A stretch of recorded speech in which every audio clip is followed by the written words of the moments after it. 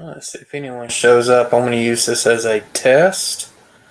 I think I'm live, but I'm not going to know until I see people commenting. Let's see. Right now, okay, I've got, looks like only got one viewer, which would be me. Oh, there's Randall Ellison. Hey, Randall, how are you?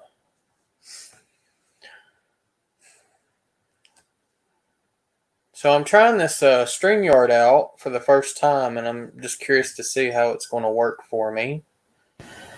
And I'm curious to see if I can use 2 cameras with this thing. I have to see if I can do that, because I'm actually working on something else as well.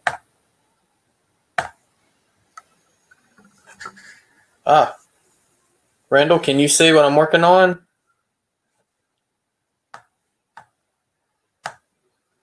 Hey, John Arthur, how are you?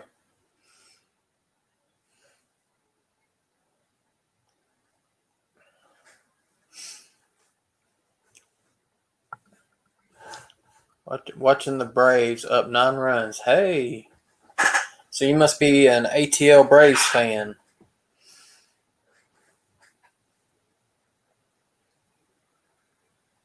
Awesome, awesome. Well, since John Arthur's here, he's the one that actually kind of got me started on this project. I saw his gondola car, or his, for his one of these gondola. And actually, what I ended up doing was taking a couple rails, and I still got a couple that I'm waiting on the glue to dry. But this is basically, I'm going to see if I can turn this. So the town I grew up in, there was a company in one of the old railroad buildings of the Cotton Belt back in Pine Bluff, Arkansas. There's only 2 buildings of the original yard still standing. One of them is the Arkansas Railroad Museum, and the other one was a company that leased it, and they would make railroad wheels. And so this is what I would see on their car. They actually used 2 sets of rail, and they would stagger their wheels off. And I'm just trying this to see how it looks, but it's just something I'm working on. And I got to wait for my glue to dry. But then they would also take wheels and stack them. I don't know if it's going to let me do it without these moving, but they would stack them on top. Yeah, it's going to do that. Oh well. But you could probably get the gist of it. Hey, Marty, how are you doing? M&M Shortline. So, all right, I'm going to go back to my other camera. I was just wanting to kind of show that off a little bit. There we go.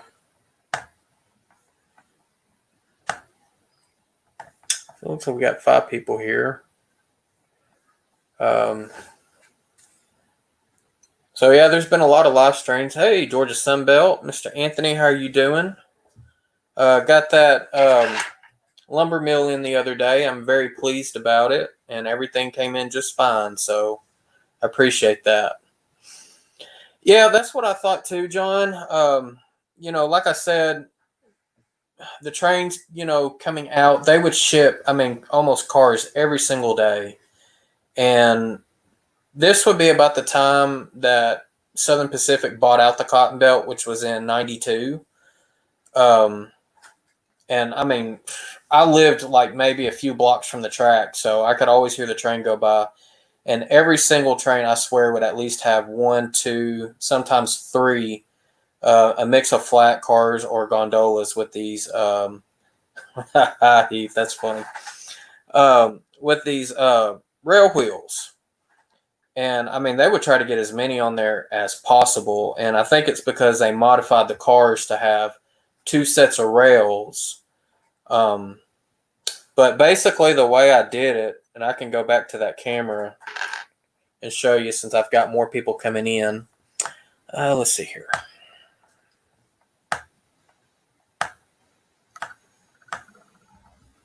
Okay.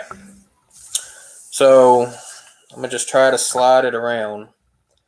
But the wood pieces that I've used actually came from a box of matches.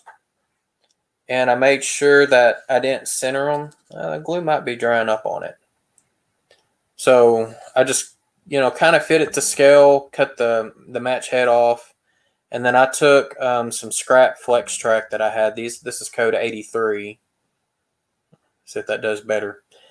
And I have it's like a tool that I got from Micromark that would, as I'm running flex track, it's supposed to help keep it straight. And basically, I use that to get the first set of rails on there. And then the second set, I just kind of adjusted to make sure that the flanges are going to fit, in between on one side. And then by the time you put the next wheel up on the other pair, it allows, for the offset. And that's how they were able to cram so many wheels. And sometimes they would double stack them, sometimes they wouldn't, just depending on how many wheels were needed. But it was one of the actual industries that I actually got to grow up seeing, and I thought it would be really cool to model. And so this is my car I plan on putting them in. And I'm not sure if I want to glue the wheels in there yet or not, but it's something I'm kind of testing out just to see how well it works. But I got to wait for that glue to dry because I ran out of super glue and I had to settle for that. And this takes a while for it to set, like a crazy amount of time. So, hey, Steve, 87th PSAP. And I see Fred Wild in here too. And of course, Heath, Humanity Junction, making jokes about my red room. Let's see here. It's actually not my room anymore. My wife hijacked it from me when she started working from home. So, but other than that, I was, my main thing is just starting this Streamless just to see, what StreamYard's like and whatnot. And now I know I can at least do like my scratch builds on my buildings and whatnot. And hopefully when the cooler weather comes in about 3 months, maybe, do some stuff out there in the garage where the layout is and kind of show y'all some things on a live setting. So that's pretty much where I'm at. So, has anybody heard from Ray Bobel? Doesn't he normally do a live stream on Sunday evenings? I haven't seen anything from him, and he didn't. I don't even think I saw him upload a vlog this past week. I could be wrong.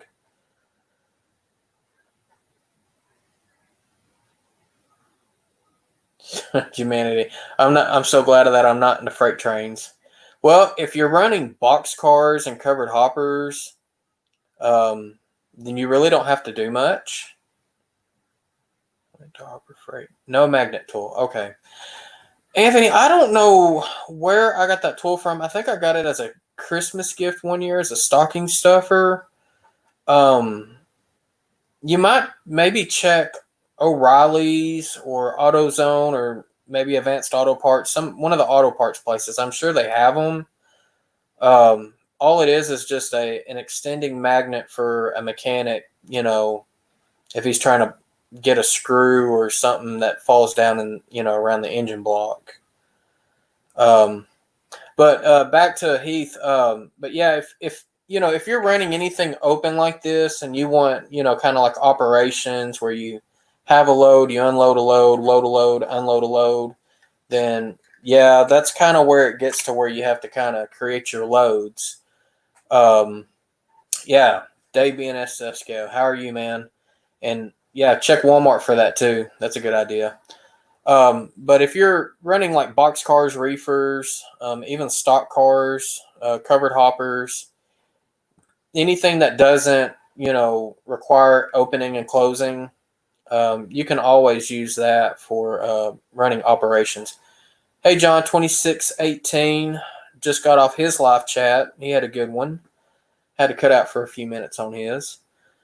All right, Randall Ellison says Ace Hardware has those magnet tools as well. So if Ace Hardware carries them, would not surprise me if places like Tractor Supply, trying to think some of the other places, I think True Value, maybe some place like that. So Anthony, there's going to be, you got a list of places you could go to see if you can find those magnet tools. I don't have my wood chip hoppers here. Otherwise, I'd show everybody what, I was showing on Ray's channel last week.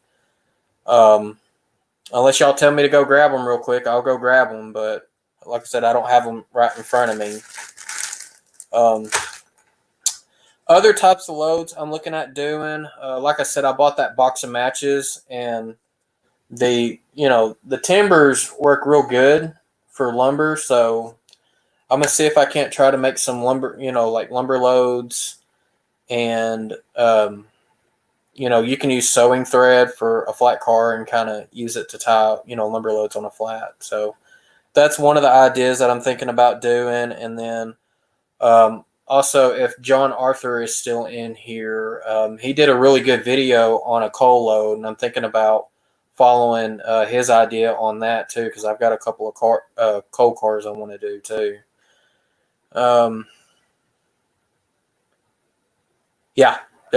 See, borrow the idea of improving loads that come with the car was a coal load that he put the charcoal on, and I thought that was a really neat idea. So John, I'm probably going to end up borrowing your idea from you with your permission, if that's okay. Yes.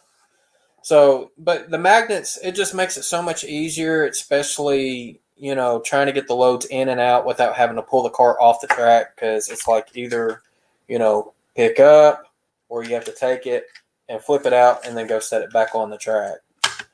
So, let's see here. And that's one thing I love about this railroad community is we get to share all these cool ideas with each other.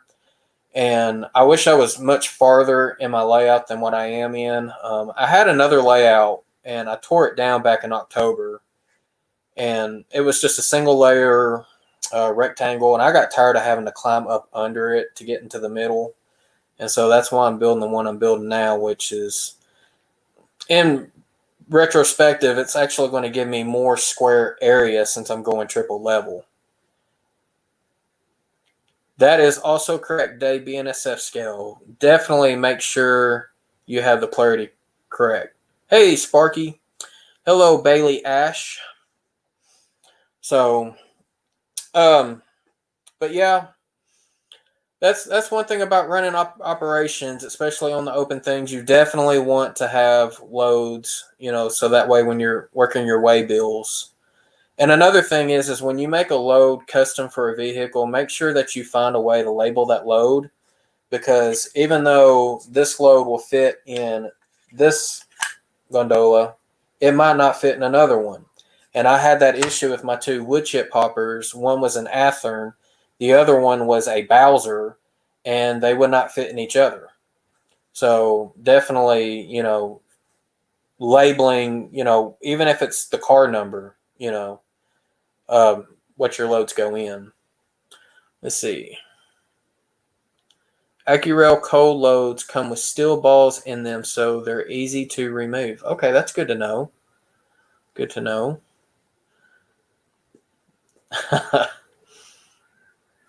Hey, Skullkill River Valley. John, how are you doing?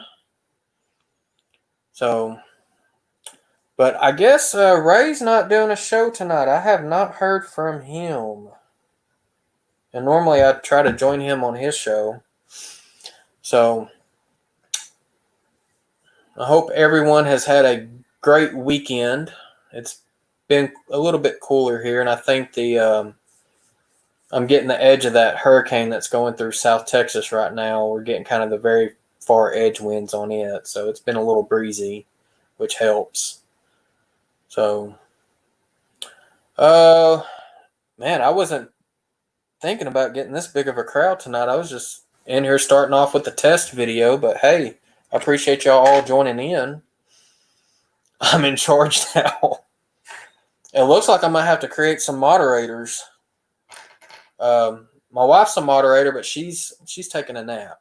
So much help she is right now. But she's kind of had a bad day, so I'm gonna let her take her nap. Let's see here.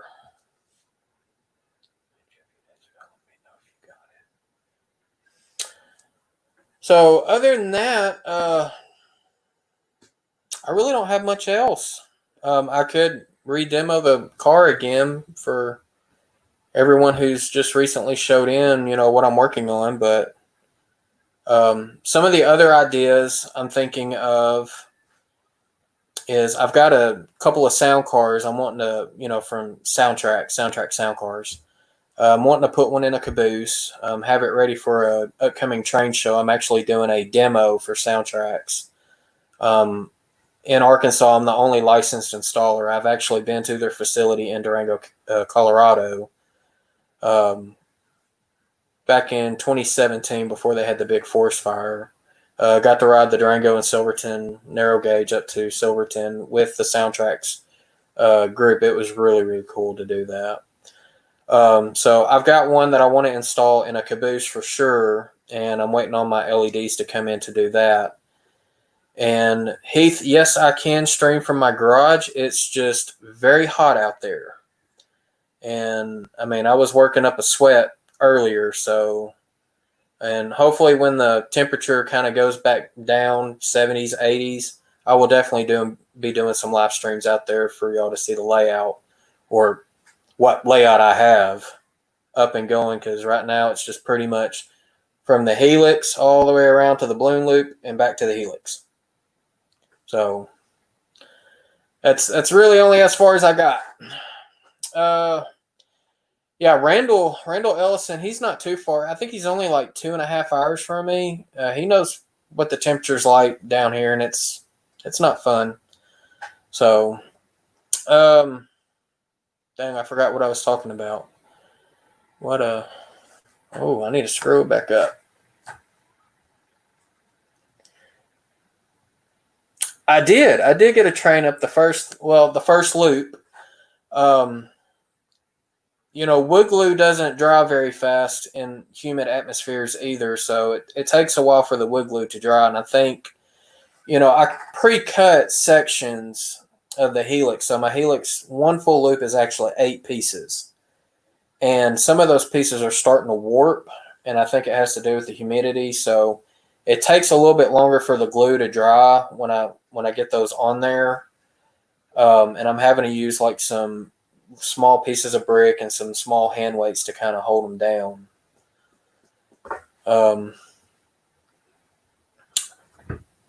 So yeah, I got to see Sparky's cab for it. I'm pretty jealous on that one. That is one locomotive that I will be adding to my arsenal of locomotives. And then there's another one that I'm wanting to add as well, but I have to get it in brass because that's the only model they ever made of it. It's a Southern Pacific GS7-8 steam locomotive, and Westside Models is the only manufacturer that ever made those. I have tried to pitch it to Scale Trains and Athearn to go make one because there still is one prototype in existence, but they won't do it. I don't know why. I guess maybe not enough people want it out there. So, do I have to use pressure treated wood? No. The only thing, if pressure treated, would be like if it's getting rained on all the time. So no, I do not have to use pressure treated wood. And actually, the pressure treated wood in an enclosed area, even though it is a garage, it's just not climate controlled. It's not insulated. It's going to put off like a chemical smell, and I really don't want to get out there and get high all the time.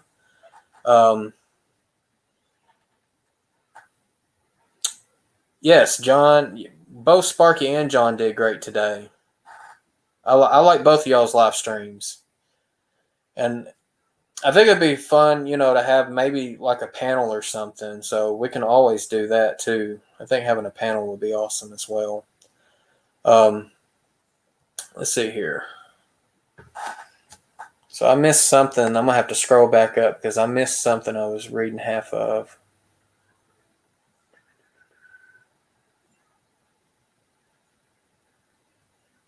Okay, maybe I didn't miss it. I thought I did.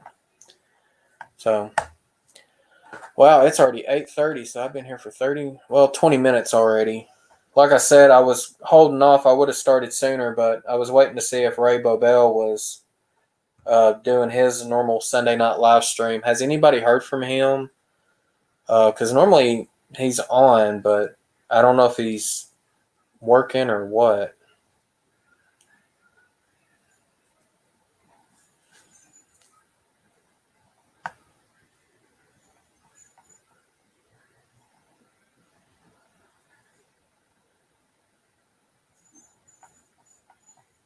So I was at an antique store, West Plains, Missouri. They had an HO scale articulated steam loco in one of their cases that I believe had Santa Fe lettering. Did the Santa Fe even have articulated? Hey, Tom's Trains and Things, how are you doing?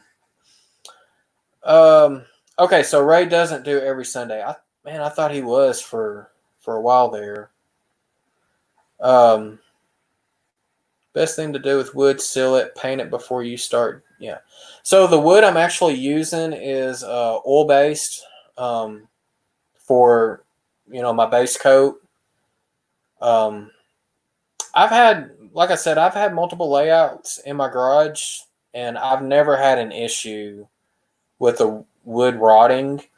One of my dreams is to eventually get my own train shed, something that I can climate control, but I'm wanting a pretty big one. That's if the idea that a few, me and a few of my model train buddies, local buddies, were thinking about maybe trying to get a club together. Unfortunately, Central Arkansas has no railroad clubs. There used to be two of them, which I was not a member of either one. One of them, they had a tree fall through the building and it damaged the layout, and they just called it quits.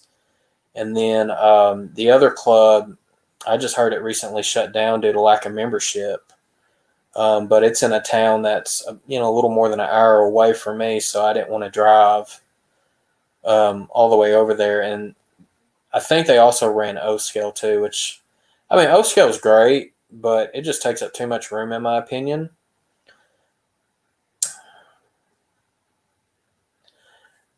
But as far as trying to get a club started, I would be down for either HO or N scale. I'm not a big fan of N scale because my sausage fingers. And I really don't want to be using tweezers on an everyday thing, so that's kind of why I'm with HO. But I think trying to get a club up would be really cool, but I don't know how to do that. So, John, I'm actually about 20 miles outside of Little Rock.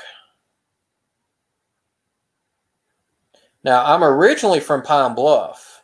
Pine Bluff is like 45 minutes southeast, and if you're very familiar with the Cotton Belt route or St. Louis Southwestern, Pine Bluff was the main hub for that railroad. Cotton Belt ran from St. Louis, Missouri down to Tyler, Texas, and they had 3 hump yards, and Pine Bluff was the big one of the 3. And Pine Bluff also built 10 steam locomotives, and if you ever get a box car that says, a Cotton Belt box car, if you look at the building marks on there, if you ever see PB on it, that stands for Pine Bluff. Actually, I've got an O scale right here. I'm going to grab it real quick. All right. So this is actually one of the prizes for the 200 subscriber. And I'm just going to go ahead and pull it out because it's easier to see.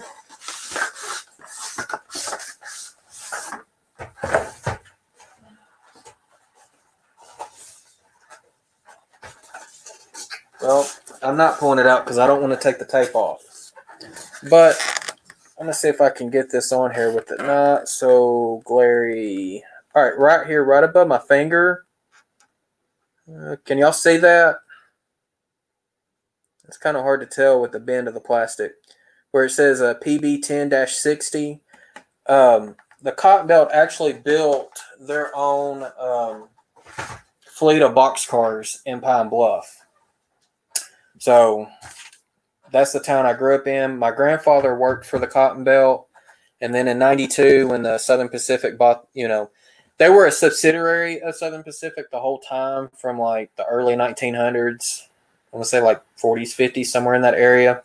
But they operated as a separate company. So that's why Cotton Belts and Southern Pacifics, all their engine paint schemes look the same. But in 92, that is when the SP officially took over the Cotton Belt. And so my grandfather worked for the Cotton Belt. He worked for Southern Pacific.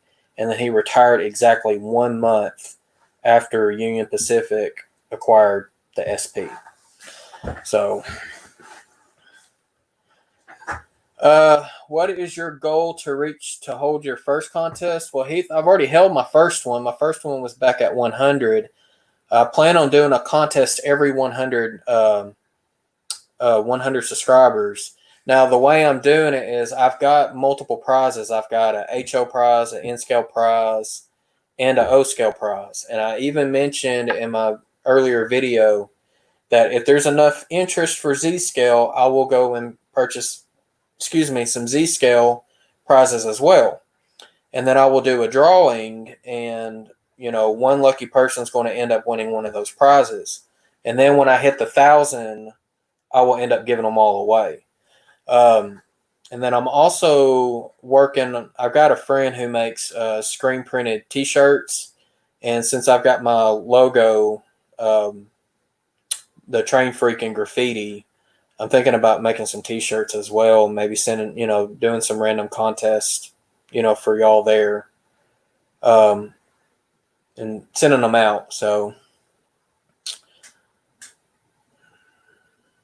Yeah, so actually I had the 3 prizes. That was the O scale prize there. And I've got the HO and the N scale. And Rhett Vet 92, I think that's his channel name. It's Rhett Vet with some numbers. He ended up winning the HO prize, which was a MTH Western Maryland boxcar, and then a Union Pacific Employees Club railway post office car in the Southern Pacific Daylight Scheme. It's an older car, but I already have one, and the hobby shop had like 3 more, so I ended up giving those away. Now the N-scale prizes, because I know you're N-scale, Heath. I've got 3 box cars that are with micro trains, and then I've got a covered hopper that is an Atlas, but we've converted the trucks over to micro trains. I can show you those too.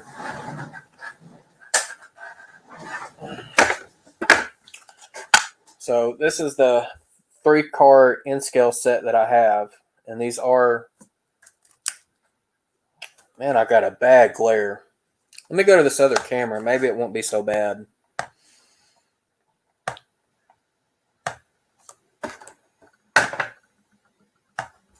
Yeah, that looks a little better. All right, so I've got this. It's a 3-car set, and they are micro trains. So, and then this one also goes with it. And like I said, this is an Atlas, but we've already swapped out the trucks and the couplers for micro trains. So Atlas car, micro train, trucks, and couplers. And then for the HO, this is the replacement prize, and I'm taking this one out just to show it off. Now, if y'all watched any of the Flying Crows live streams, or I want to say it's when he did the On Track Tuesday for the 5th Tuesday of last month, he was showing these KD cars off, and they've got actual cushion control spring coupler boxes. So the drawbar goes all the way through the car, and these are really, really neat. And of course, they've got the KD number 5 couplers and just amazing detail. All the piping underneath. Let's see if I can show it. It's hard to tell. There you go. You can see all the drawbar and brake lines and stuff. So this is actually one of the prizes, and it does have sliding open doors too. And not just that, but this is actually a limited edition car. Peterson Supply, which I think they're out of Oregon somewhere, I think. Or it might be Katie that's out of Oregon. Let's see, custom. But right here you can see where it says custom run for Peterson Supply Company. And this is the last car that we've got left for that. And actually that Cotton Belt box car was also a custom run for Peter Supply too. Now, as far as the guy who owns the hobby shop, I do not know what his connections are to Peterson Supply.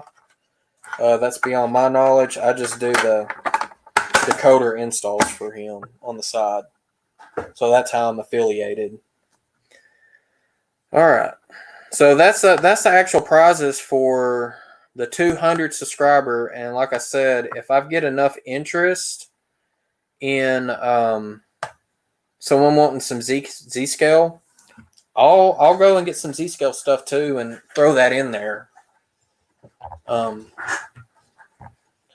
So yeah, that's where I'm at. So Anthony said his grandfather worked for the Savannah and Atlanta, the Central of Georgia. Okay. Now, do you know what position your grandfather did for that railroad, Anthony? If you're still here?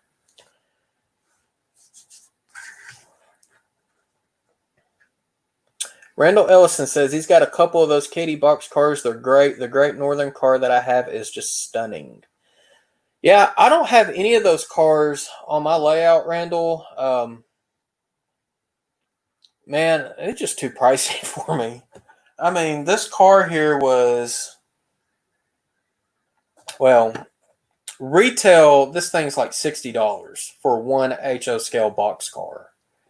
And I mean, to me, that's just, it's a little pricey, but it's cool for the simple fact that, you know, it's already got the metal wheels, KD couplers, and that the coupler, you know, the Hydra cushion drawbar all the way through. I mean, Katie's the only manufacturer that I know right now that's making it like that. Not to say that some of those new manufacturers don't either. But yeah, I mean, $60 for, that's just a little too rich for my blood. All right, so he was a laborer. Okay, a Gandy dancer. Okay. So my grandfather, he actually started out in what was called Caboose Supply. He worked in the Caboose Supply House, and it was basically just a small building right off the Caboose track.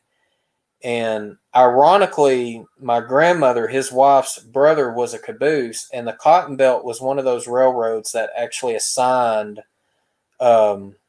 their conductors to a specific caboose. And his caboose is in the neighboring town of Pine Bluff, which is Whitehall. But what my grandfather would do is he would actually go and make sure those cabooses were fully supplied, you know, with whatever supplies they needed in there. If it was like kerosene oil for the heaters, you know, toiletries, as far as like the conductor supplies, like I'm sure clipboards, pen, paper, whatever. And then, of course, yeah, he had the bad job too. He had to go clean the toilets out of the cabooses. So, but that's what he started doing. Now, when they phased out the cabooses, and I want to say that was in the early 90s because I barely remember seeing those on the rail lines in my childhood days. I don't know exactly what he did at the rail yard, but he did something there. But I could ask him, but I don't know. His memory's not been the best here lately, so I don't know if I get a real good answer from him. But I know he was there for a while. I want to say he started working there in the 70s and he retired in 95. So, you know, 20 years. Fred Wild's grandfather was an engineer, and then his uncle was a brakeman conductor for the Santa Fe. Okay. Now, I haven't learned out how to, I don't know if there is a way with the free version of StreamYard to, oh, there is a way to do it. See, I'm still learning this, so how about that? So, man, I should have learned how to do that earlier. So, y'all, this is my first, for y'all who come in late, this is my first live stream using StreamYard. So, I'm still kind of learning a few things on it. So, that's pretty cool. Let's see, Randall, this is talking about those Katie boxcars. I've actually had mine for several years now. They were a Christmas present from my mom and dad. That's awesome. Now, Randall, do y'all have any hobby shops up around Thayer, or where do you normally go? I know Thayer's just right inside Missouri from the Arkansas state line.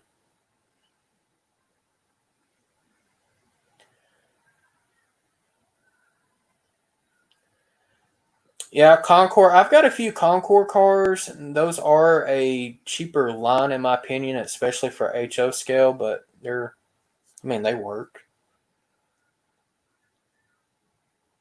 Okay.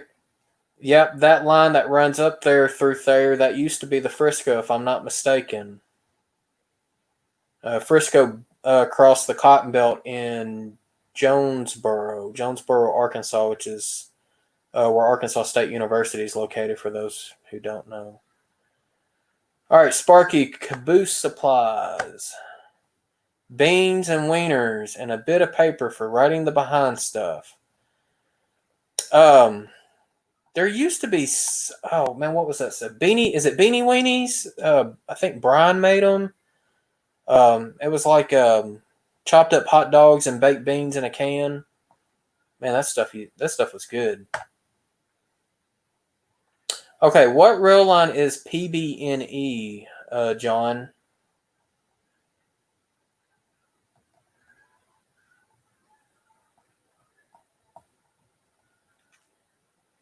Now, my knowledge as far as the eastern railroads is very limited compared to the western.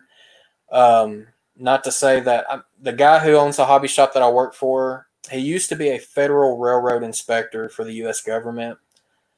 So his knowledge it's up there. So a lot of the information that I've learned has come from him. Now he's a big Santa Fe buff, and he's a hoot to be around for sure. See, the only two hobby shops within driving distance would be Rogers Hobby Shop in Thayer and a full-time hobby shop in West Plains. So Thayer does have a hobby shop. That's pretty cool. Ask him about the wheel loads in the 50s. No, I did not, but I could do that, John Arthur. I could definitely ask him for that. I do know in the 50s that company that I was telling you about, I think it was Greenbrier Rail Services. I can tell you they were not there in the 50s, because in the 50s the Cotton Belt was actually using that building to build their box cars. And then the building that's right beside it, that's where the Arkansas Railroad Museum is currently located. They actually built 10 steam locomotives in there back in the World War II era. And of course, the rest of the facilities, the roundhouse, it's all torn down. You can still see remnants of where the roundhouse was, but all the other buildings have been torn down since. And then they had a hump yard just kind of off to the side. I could pull up Google Maps and show you all this stuff. But Union Pacific cut that hump yard out back in 2019. And the cool thing about that hump yard was they had a gravel road that was up on a levee, because it's right by the backwaters of the Arkansas River. And my grandpa used to take me up there when I was a little kid, and my dad did at times too. We'd go sit up on that levee and actually watch back then the Cotton Belt, Southern Pacific, Union Pacific hunt cars down the track. It was really neat to watch.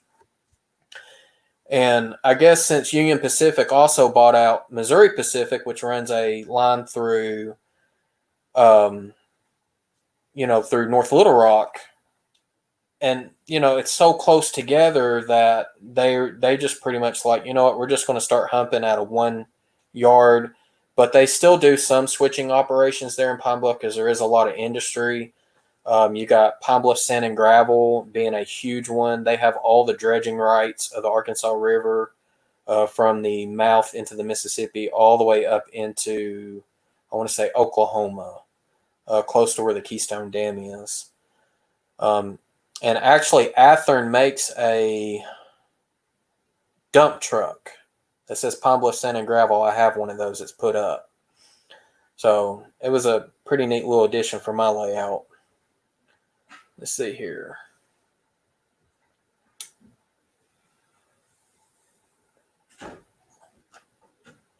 Now, Randall, the hobby shop that I work with, I want to say it's maybe 2 hours from Thayer. I'm trying to think, is that does Highway 167 go through Thayer, Missouri? Let me know if that does. Yeah, the hump yards were really cool to watch and operate. I'm going to see if I can pull that up and actually show you a little history that I do know. Let's see here. I think I'm going to have to open up a new google.com.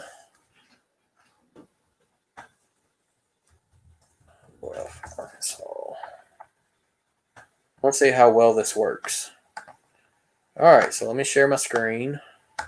Yeah. And what I'm going to do is pull this as a separate, like that. All right, application window. Okay, so here is Pine Bluff. And I'm going to try to do this without making y'all motion sickness. And I'm on a laptop, so it gets a little more fun to do. All right, so here is the original. This is what they call the Pine Bluff shops. You can see the remnants of the roundhouse here. This is where the Railroad Museum is located. So they did have a turntable, but they also had a slide transfer table that is still operational. And all of these relics out here actually do belong to the Railroad Museum. They do have some of their maintenance equipment out here. Some of it is on the inside. Now, this was the company that I was showing John Arthur. Now, used to get into the museum, they didn't have this driveway here. You actually had to drive in here and drive through Greenbrier Rail Services just to get to the museum. But they used to make railroad wheels. And you can see a few cars here, a few there, and it looks like some more over there. But they have closed up shop, and I want to say they closed up in 2018. I could be wrong on that, but they also had scrap metal too. So if you're interested in trying to, make an industry for railroad wheels, make sure you got a scrap pile as well. Now, the yard, this used to be part of the Arkansas River. It's actually all backwater now. But here's the old Cotton Belt yard. And the hump yard is actually right here. And this is the road that we would sit on. And I don't know if we can oh, yes, we can street view it. But you can see, and I apologize, y'all, I'm not seeing the chats very well. But this is where we would sit at and just watch them hunt from the building way over here and just drop them down. And then sometimes, if you look over here, you can see where this industry here would have a few cars switched in and out. Pine Bluff actually had two industry areas. One was here, which you could see a lot of barge traffic, like Kinder Morgan. They would unload grain from, the rail yard that come from grain silos and load them on barges to be sent out. This here used to be Allied Tube and Conduit. They would take steel coil loads and turn it into conduit, and sometimes they would have access to barge as well. And I can't remember what the Strong Company did or Sungrow Horticulture. I think this has to do with fertilizer, maybe. But you can see where it connects into the main line here. Now let me zoom out. And they also had this over here, the Jefferson Industrial Park. A lot of rail service in here. And then up here you had the Pine Bluff Arsenal, which they actually had a interchange yard. And I know I'm rambling. Let's see here. Yeah, here's their little small interchange. The Arsenal actually had their own locomotive and engineer and conductor, which I think they only had one crew. And then one other big industry that Pine Bluff had, and there was also an interchange yard for it. It used to be known as International Paper, but now it's Evergreen Packaging.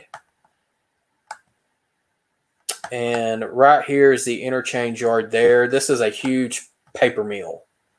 So wood chips, they even would take pulpwood. They had a boiler room as well that they would burn, wood chips in to make their own electricity. This place is huge because even all of this up here is theirs. This is just rows of timber. Just a lot. So, all right, that's enough about that.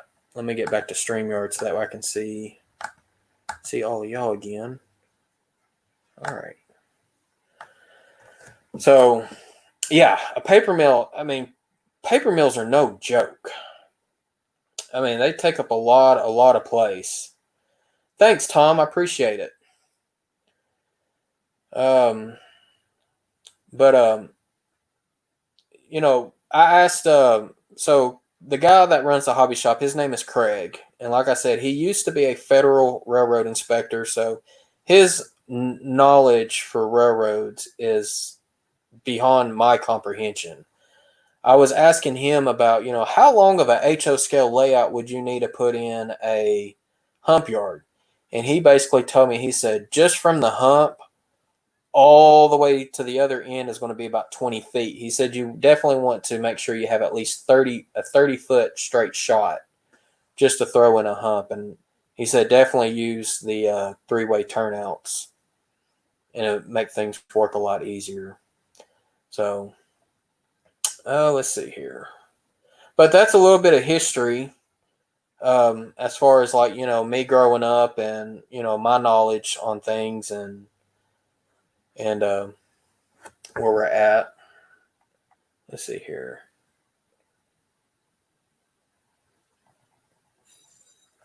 So there's a smaller paper mill. I didn't show it. It's over in Industrial Parkway. When I was fresh out of high school, I used to do telecommunications. I was a wire runner, in other words. And the place was called, I think it was Gaylord at the time. I think it's called Mondi. It was Warehouser at one point, Delta Natural Craft at another point. But they had a boiler room that they had a bell and a buzzer, or like a horn in there for if they ever got any type of phone calls or anything. And one day the boiler room got so hot that it actually melted all of the insulation on the wire, and it shorted out the bell and the horn. So we had to go up there and replace it in the middle of July with the boiler room running at full steam.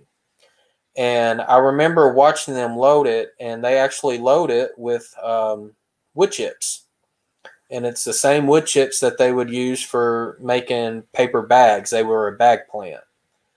So, but Pine Bluff still has the two that I know of.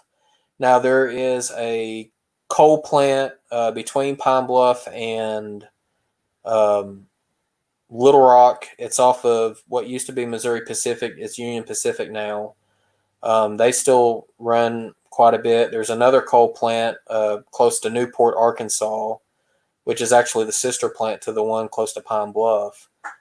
So I know there's quite a few coal loads that run through here too. Man, I use Google all the time, John, when it comes to studying rail lines and how things look. And I will tell you, since Atlas came back out with those curved switches, it really helps. It makes it look a little more realistic and prototypical. Let's see here.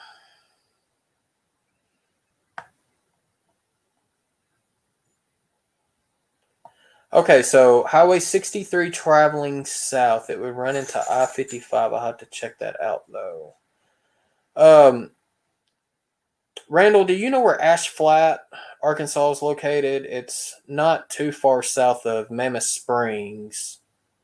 I think you would take the highway going to Mammoth Spring down to Hardy, and it takes you to Ash Flat. And I want to say there at Ash Flat it's 167, but I could be wrong on that.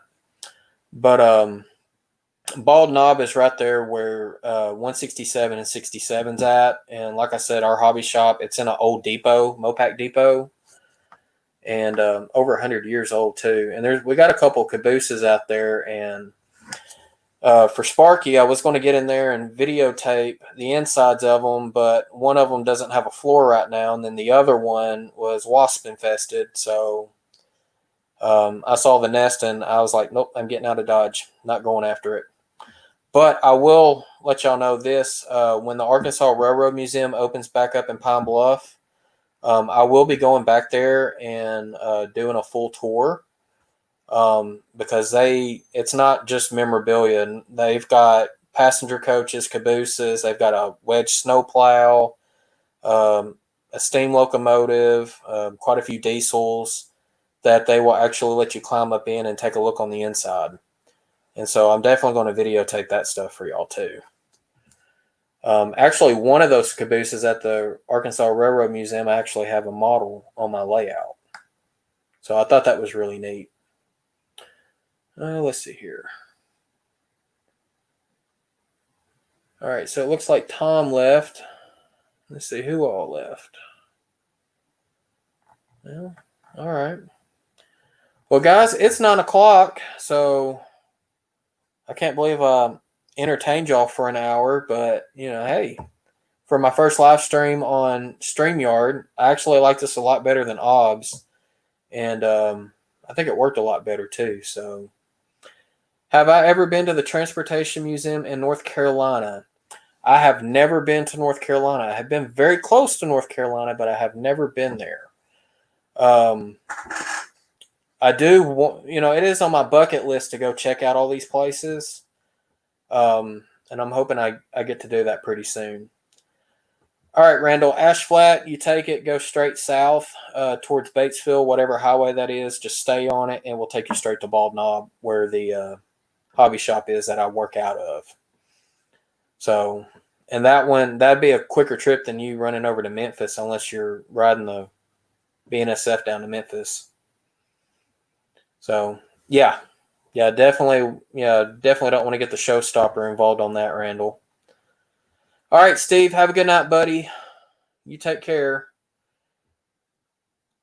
John, Skullkill, River Valley, I appreciate that as well.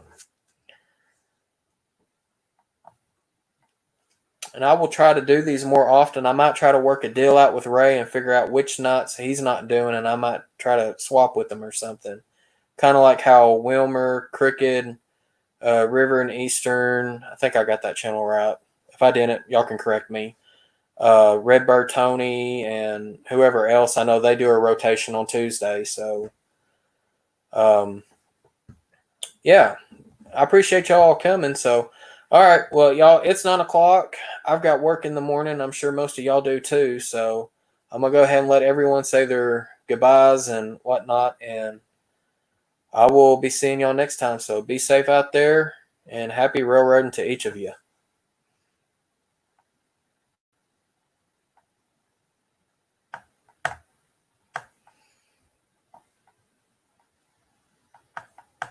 All right, let's see here. Good night, everyone.